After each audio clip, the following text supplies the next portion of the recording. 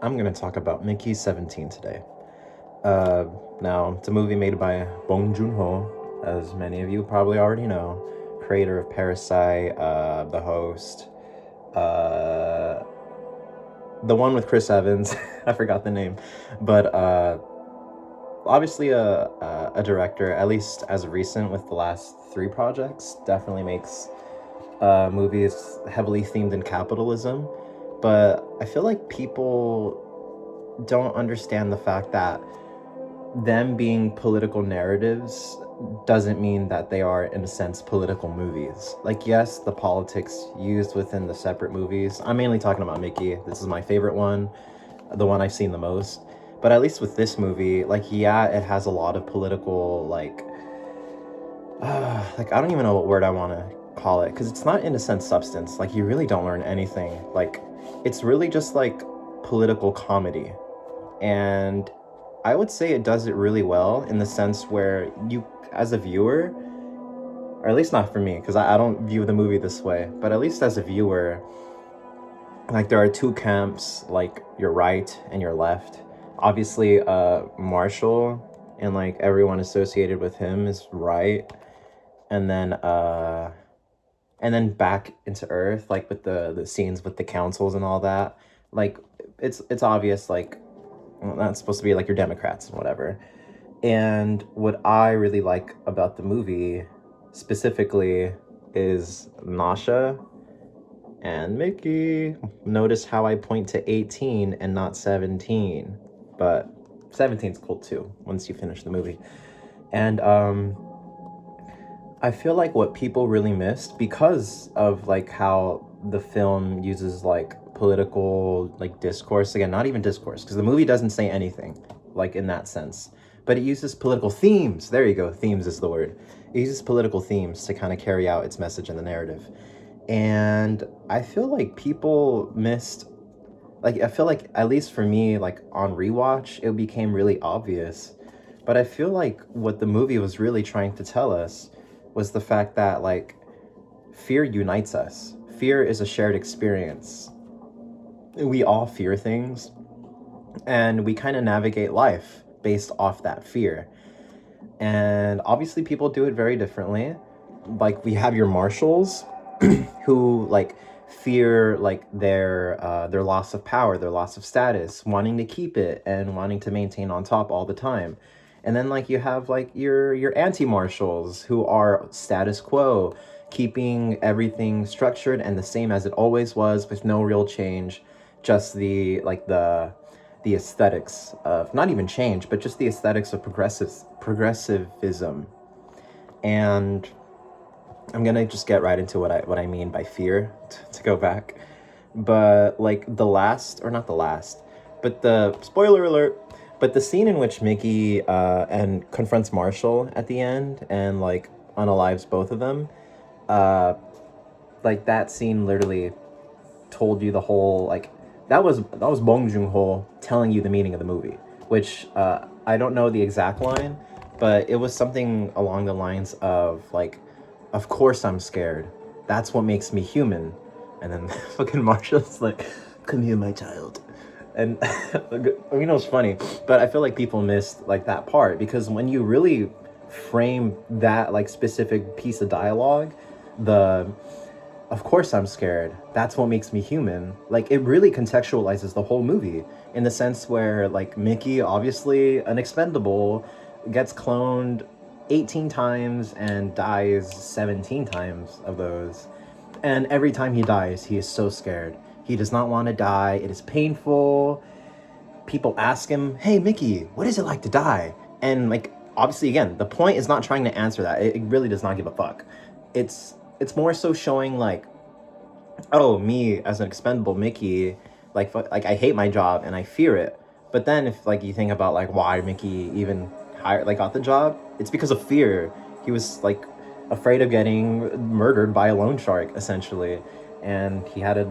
Then the plot of the movie again. You watch the movie. You should watch the movie. It's really good. But but that, like, it never tries to answer the question of like what is it like to die, because people die in the movie and you don't get any of that. Again, it's the fear that, like, it's the fear of death that kind of motivates characters, the people that ask Mickey, because again, we're all human, we all die. And of course, because of the fear for that and that unknown of like, oh, what happens? We out of fear, we're motivated to ask people, specifically Mickey, who has experienced death, what that's like. And again, to kind of tread along more, Timo. Like, Timo is another character that is motivated by fear. Like, in the scene where he is begging Mickey, like, please let me cut you up into pieces with a chainsaw. Like, please, bro. Like, I don't want to die. Like, again, Timo, it's all out of fear. And even, like, his drug, like, business on the side, that oxyzolful, you know, like, that was another good scene. But like, even his whole business is kind of motivated around fear, in the sense that like people are stuck on a ship all day, like not really knowing what to do, especially when sex is banned. So of course they're going to do drugs. And why is that? It's because people don't want to be cooped up and like stuck in their minds all day, because that's scary. So again, it's fear again. And I feel like what the movie is kind of pushing the audience to understand is that by acknowledging fear, you in a sense become fearless, because you are kind of putting everything on the table. You're acknowledging everything there is to lose, but yet regardless of that, you decide to do it anyways. Because why? You're human. Like, I feel like the movie did a great job of not explaining the political landscape, but more so explaining like the social cultural landscape in which we navigate right now, because everyone is so afraid. Like, people are afraid to be vulnerable. Like, you have people that don't know how to be friends. You have like toxic, abusive, or just absent partners that don't really know how to engage in a relationship. You have people scared about how they're gonna survive in the future, whether they will have steady careers, housing, food on the table. Again, it's all fear. And I feel like what the movie is trying to tell us, and how to use that fear, is that by acknowledging it, we're also acknowledging each other. It's a shared experience, like I mentioned earlier. And by acknowledging our fears, again, not being motivated by them. I'm getting hot, sorry. But by acknowledging them and not being motivated off of them, we can create change, which is what happens at the end of the movie. Like, it's not a Marshall or an anti-Marshall that like sets not even a new precedent, but that like in a sense takes control and leads like not even humanity. Sorry, I'm talking a lot. But it's Nasha again, although someone like who was in Nasha, there you go, who was in like leftist spaces, kind of realized like, wait, these leftist spaces are almost exactly the same as the right spaces. It's just the fact that like they champion different values, that people separate them and join a different camp, which is a big reason why people didn't like this movie, because it made fun of everyone. Like, it obviously made fun of like right wingers, again, with the character of Marshall, and like all of his followers. Again, felt very Elon Musky. Like, people like, oh, propagate the species, and shit like that. But I feel like the movie was very obvious with the fact that it doesn't care where you fall politically. Because again, going back to that 18 line, again, a dude who's like politically has no identity. He's an expendable. He's just a resource. And then you have Marshall, again, same scene. Like, the opposite of that, like a man of high status with a lot of material possession and influence. Like, in the scene, there's an acknowledgement of the fact that like, yeah, it's both over for them, but at the same time, like, they acknowledge like not that like, oh, we're more similar than we thought we were. No, it's more so just like, oh, like, dang, this is that experience. And it makes me upset, if I'm being quite frank, because like I have watched video essays and just like reviews on the movie. And again, people just talk about the surface level obvious things, like, oh, the movie is politically obvious, it makes fun of people, and it doesn't have anything to say, oh, Bong Joon-ho making another capitalist movie. But it's like, no. I would argue, although it is in a capitalist framework, it's dystopian. It's not trying to tell you anything politically. It's telling you to be human. because by being human, we are able to build community. We're able to be vulnerable with each other.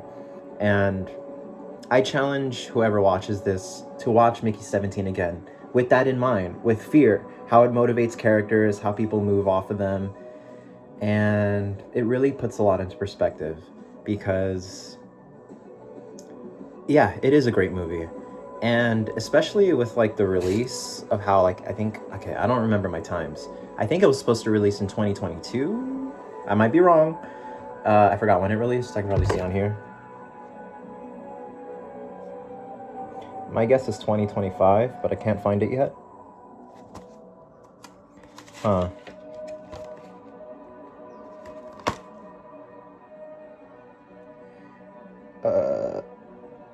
Oh yeah, 2025. Would you look at that? But yeah, it said a lot before a lot did happen, which again isn't like, its point wasn't to be political and like predict the future. It was to explain human behavior and how we all move and how like the certain ways we move like affects us and others around us. Yeah, I think Mickey 17 was an incredibly misunderstood movie. I understand if it's not your taste, but I don't understand like claiming superiority. Hi, Mom. ¿Quién es? Estoy haciendo video. Oh, espérate. Oh my gosh.